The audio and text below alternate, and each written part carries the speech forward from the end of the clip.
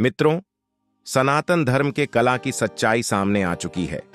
कहते हो कि भगवान विष्णु ने वराह अवतार धारण करके पृथ्वी को समुद्र से बाहर निकाला, लेकिन यह जानते हो कि समुद्र पृथ्वी के ऊपर है, तो वह किस समुद्र में थे? ऐसे भ्रम से बचो जिसे धर्म वाले फैलाते हैं। हमने इनकी खुलासा किया है। बहुत से लोग सनातन धर्म का विरोध करते हैं, लेकिन वे खुद ही अपने घुटनों में रखे दिमाग का उपहास कर रहे हैं।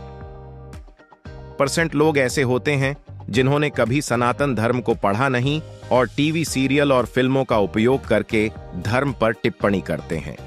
टीवी सीरियल और फिल्में मात्र मनोरंजन के लिए होती हैं, सनातन धर्म के रहस्यों का खुलासा नहीं करती। हमारे वेद, उपनिषद और पुराण में अनेक कथाएं हैं जिनका अर्थ टीवी सीरियल और फिल्मों में दिखाया नहीं जाता। ये कथाएं कई सारे रहस्यों को समेटे हुए हैं। अगर आप इन रहस्यों को समझ नहीं पाएंगे तो यह ग्रंथ आपको सामान्य कथाओं से भारी किताब लगेगी। वैज्ञानिक तथ्य और आश्चर्यजनक ज्ञान की प्राप्ति के लिए इन ग्रंथों को पढ़ना आवश्यक है। भगवान विष्णु के वराह अवतार की कथा के बारे में सोचने पर विचित्र रहस्यों का पता चलता है। सतयुग में द्वितीया और कश्यप आर्ष के मिलन से हिरण्यकशिपु और हिरण्याक्ष नामक 2 राक्षसों का जन्म होता है। ये दोनों ब्रह्मा जी से वरदान प्राप्त कर धरती पर अराजकता फैलाते हैं। हिरण्याक्ष पृथ्वी को समुद्र में छिपा देता है। भगवान विष्णु वराह का अवतार लेकर हिरण्याक्ष का वध करते हैं और पृथ्वी को समुद्र से बाहर निकालते हैं। यहां राक्षस का अर्थ होता है विनाशकारी तत्व। हमें हिरण्याक्ष और हिरण्यकशिपु के रहस्य को समझने के लिए सृष्टि के प्रारंभिक काल में जाना पड़ डढ़ेगा। मत्स्य और कश्यप अवतार की कथा भी यहां महत्वपूर्ण होती है। हम इन अवतारों के रहस्यों को समझने के प्रयास में हैं। इन रहस्यों का अन्वेषण करना जीवन का सबसे बड़ा खजाना है।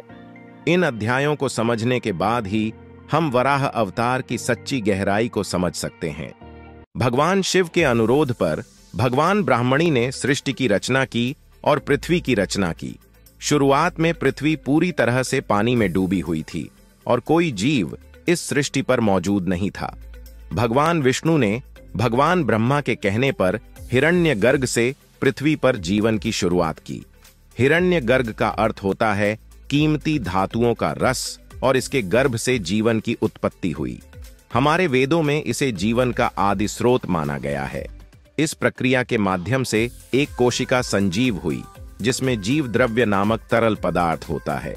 यह जीव द्रव्य ही पूरी कोशिका के कार्यों को नियंत्रित करता है। वैज्ञानिक इसे जीवन का भौतिक आधार मानते हैं।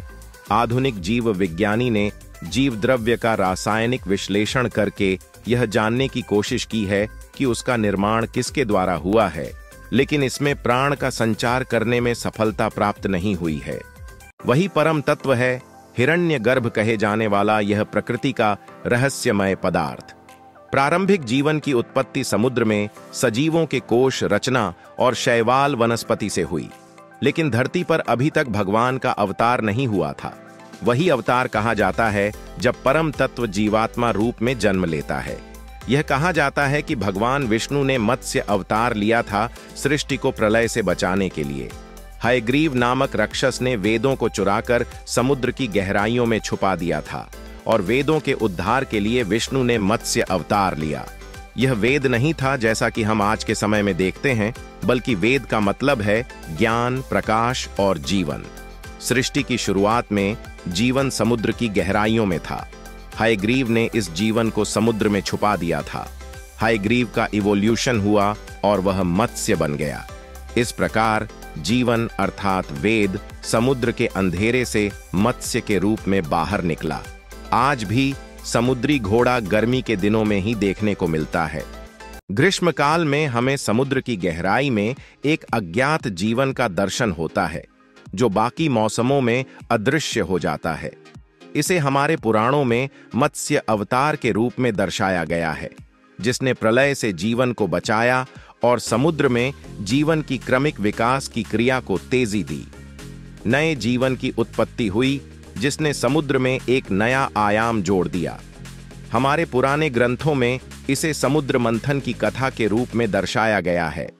जीवन के विकास में पॉजिटिव और नेगेटिव परिवर्तन होते रहे, जिसे हम देवताओं और दानवों की कथा के रूप में जानते हैं। इसी प्रक्रिया के चलते भगवान ने कूर्म अवतार लिया, जो समुद्र और स्थल दोनों में जीवित रह सकता था। इसके बाद जीवन धीरे धीरे समुद्र से पृथ्वी पर बढ़ने लगा।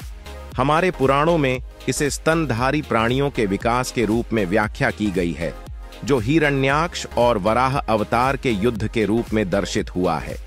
इस विकास की कड़ी में जीनों के बदलाव और उनका न्यूक्लियस में स्थानांतरण होता है, जिसे हम हिरण्यगर्भ कहते हैं। इस तरह हम जीवन के विकास की कथा को हमारे पुराणों और विज्ञान के माध्यम से समझ सकते हैं। एक खास डीएनए जीन का कोडिंग हमें वराह अवतार का विज्ञान बताता है।